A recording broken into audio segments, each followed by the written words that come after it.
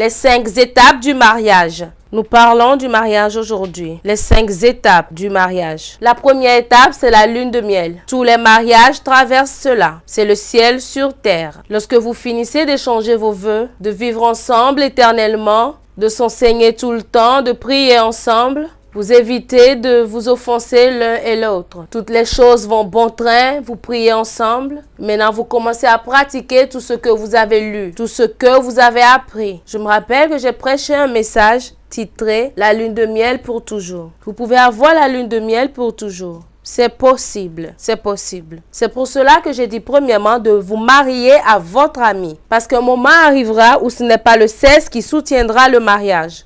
Chaque mariage devra faire face au minimum à 14 tempêtes. J'ai fait mes recherches. Les tempêtes, peu importe si votre maison est construite sur le roc ou si cette maison est bâtie sur le sable. Les tempêtes viendront. C'est ce qui se passe lorsque cette tempête est terminée qui déterminera combien solide votre mariage est. Et il y a des gens de mariage. Voyons cela dans le livre de Luc chapitre 8. Ce qui est sur le long du chemin. Ce qui est sur un rocher, pas le rocher. Ce qui est tombé parmi les épines et ce qui est dans la bonne terre. Différentes choses caractérisent ce genre de mariage.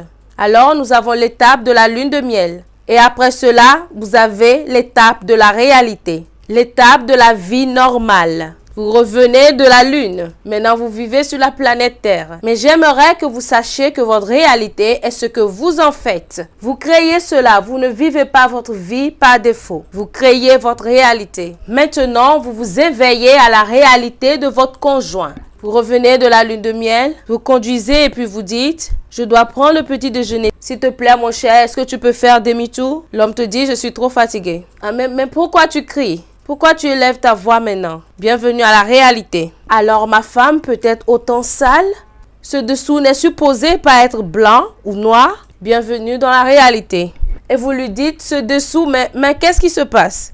Et puis elle te dira, toi aussi tu peux le laver. Tu veux me tuer? Je dois faire la salade. Tes enfants pleuraient. Je dois faire ceci. J'ai oublié de laver le dessous. Bienvenue dans la réalité. C'est ça le mariage. C'est ce que vous en faites. Une petite chose peut détruire le mariage. Mais vous pouvez choisir de travailler à cela. Je voudrais que vous déviez votre attention du diable. Et faisons face à cette réalité. Parfois, et je dis ceci bon nombre de fois, votre charisme sans le caractère est une caricature. Beaucoup de personnes entrent dans le mariage sans un caractère. Rappelez-vous qui vous a dit dans le premier culte que le mariage amplifie celui que vous êtes. Si vous êtes une personne gentille, lorsque vous vous mariez, vous devenez plus gentil. Si vous êtes une personne méchante, c'est le mariage qui fera sortir cela. Si vous êtes quelqu'un qui est avare, ce n'est pas uniquement que vous avez de la colle. C'est le super glue, c'est de la colle pure pour relâcher de l'argent. Ah, maintenant vous dites, nous sommes mariés maintenant. Avant, je dépensais sur toi. Maintenant, vous calculez même Dieu hors de votre argent. Le mariage amplifie qui vous êtes. Le mariage, c'est ultra comme l'argent. Le caractère se démontre dans le mariage. Alors, c'est la réalité. Qu'est-ce que nous faisons? Vous acceptez cela et vous avancez. Vous discutez des différends, les besoins, les valeurs. C'est à peine que vous devez impliquer un tiers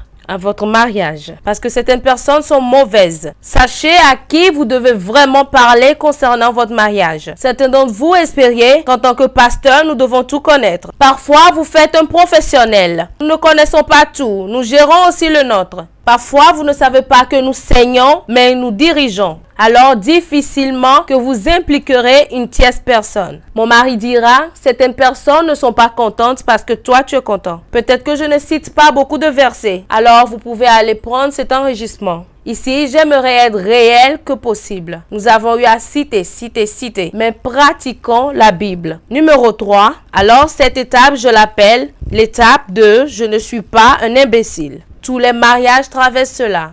Vous voulez être dur. Cela vous oblige à voir que tout tourne autour de vous. Alors, vous commencez à poursuivre une carrière. Vous voulez bâtir une carrière à tous les coups. La concentration est sur moi. C'est une étape. C'est une étape dans votre mariage. Alors, par exemple, vous voulez vous lancer dans le ministère à plein temps sans compter ou évaluer le coût ni l'impact que cela aura sur votre maison. Accepter un emploi hors de là où vous vivez, créant une distance qui peut en retour avoir un impact négatif sur votre foyer. Juste parce que vous voulez une carrière. Nous avons pris par là. Mon mari et moi, nous avons pris par là. Tous les mariages traversent cela. Cette étape peut être chargée de beaucoup de tensions. Et vous commencez à vous demander si vous avez raté votre mariage. Est-ce qu'il m'aime vraiment? C'est une étape dans laquelle votre mariage a besoin de beaucoup de compréhension, beaucoup de prières, beaucoup de maturité, la patience, l'endurance, le sacrifice, l'altruisme et des discussions paisibles pour calmer ce bourrin, pour identifier un point et la raison pour laquelle vous vous frottez dans le mauvais sens. Vous pourrez vouloir rechercher une aide spirituelle ou professionnelle. Vous dites, il ne m'aime pas, c'est seulement sa profession ou sa carrière qu'il poursuit. Qu'en est-il de moi? Est-ce que je suis une esclave? Ce n'est pas le moment. Vous devez vous asseoir, vous deux, et discuter. Et si vous avez besoin d'aide, s'il vous plaît, comprenez que tout mariage traverse cela. Parfois, vous vous sentez utilisé. Parfois, vous sentez que vous l'avez aidé. Maintenant, c'est mon tour. Je voudrais aller à cet endroit maintenant. Il dit maintenant qu'il va prendre soin des enfants. Vous voyez, vous avez besoin de discuter. L'étape suivante, c'est l'étape du travail en équipe. Le travail en équipe, c'est une étape de coopération. Si vous pouvez survivre à la troisième étape, alors c'est là que vous allez emménager. L'étape de coopération. Mais c'est dommage que certaines personnes, le mariage est brisé déjà à cette troisième étape. Parce que quelqu'un est juste orgueilleux. Parce que quelqu'un n'écoute pas. Parce que quelqu'un ne veut pas que quelque chose avance. C'est en ce moment-là qu'un mariage est brisé. Mais si cela n'est pas brisé à cette étape, vous passez maintenant à l'étape du travail en équipe. C'est l'étape de coopération. Vous devez réaliser que vous devez coopérer pour que cela fonctionne. Alors vous comprenez votre tempérament, vos humeurs, vos personnalités et vos différences. Vous faites des efforts pour bâtir votre vie, votre maison, vos carrières ensemble. Élevez vos enfants pour accommoder votre insuffisance et vos essais.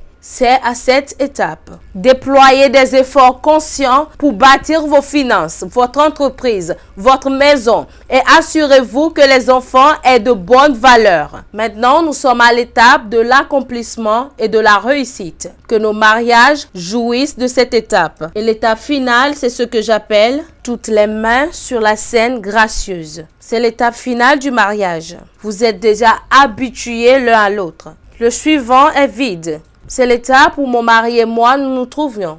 Après 37 ans de mariage, vous n'avez encore rien à prouver à l'autre. Vous avez déjà vaincu. Vous êtes établi. Voici qui je suis. Je ne te suis pas inférieur et tu ne m'es pas inférieur non plus. Voilà cela. C'est pour cela que vous voyez des personnes âgées qui vont s'asseoir au soir de leur vie. Ils s'asseyent tranquillement. Il ne s'agit pas du sexe. Il s'agit d'amitié. Et c'est ce qui devrait être votre objectif en tant que personne mariée. Peut-être qu'il y a des tempêtes. Toutes les choses peuvent se produire. Mais restez concentrés. Jésus pour la joie qui était devant lui. À cette étape, vous êtes plus que des amis. Vous travaillez à plaire à l'autre. Vous travaillez à jouir de vous-même. Ecclésiaste 3, verset 13. C'est une bonne chose pour l'homme de boire, de manger et de jouir du fruit de son travail. Vous allumez le feu de l'amour comme un garçon ou une fille. Parfois, je suis au salon et mon mari passe, il dit « Oh, tes cheveux sont jolis et tout ». Et je me rappelle la manière dont on faisait cela quand on était nouvellement mariés. Vous jouissez des mêmes aventures. Vous travaillez, vous priez ensemble. Vous vieillissez ensemble. Vous connaissez bien votre conjoint et il vous connaît bien. À cette étape, vous avez assez d'argent si vous avez planifié et si vous avez bien vécu. À cette étape, vous avez assez de moyens financiers à votre disposition. Vous appréciez votre intérêt. Nous sommes allés à plusieurs endroits sur la terre. La plus grande piscine dans le monde, nous étions là-bas. Les meilleurs hôtels, nous étions là-bas. Il ne s'agit pas du sexe. Il ne s'agit pas de prouver quelque chose à l'autre. Que le Seigneur prolonge vos jours. Vous regardez fièrement vos enfants et vos petits-enfants. Voici l'étape à laquelle nous sommes maintenant et vous y arriverez. Peu importe combien d'années vous vivez, vous n'enterrerez pas vos enfants. Cette étape est graciée avec la stabilité et la sécurité. C'est pour cela que je suis une autorité dans le mariage. Je ne vous enseigne pas la théorie. J'ai vu cela. Nous nous sommes disputés. Nous nous sommes querellés. Nous avons eu des enfants. Nous mangeons ensemble. Nous avons été dans le ministère. Nous sommes passés par des tempêtes. Cette ville nous a secoué notre mariage. Nous nous tenons toujours debout. Par la grâce de Dieu, nous nous tenons toujours debout. C'est une étape de sécurité et d'établissement. Alors n'abandonnez pas, ne jetez pas votre mariage. Vous serez des inspirations pour d'autres personnes. Vous pourrez réconforter les autres avec le réconfort que vous avez reçu. C'est une étape heureuse. Mais il faut de la bravoure et des personnes qui n'abandonneront pas facilement pour arriver à cette étape.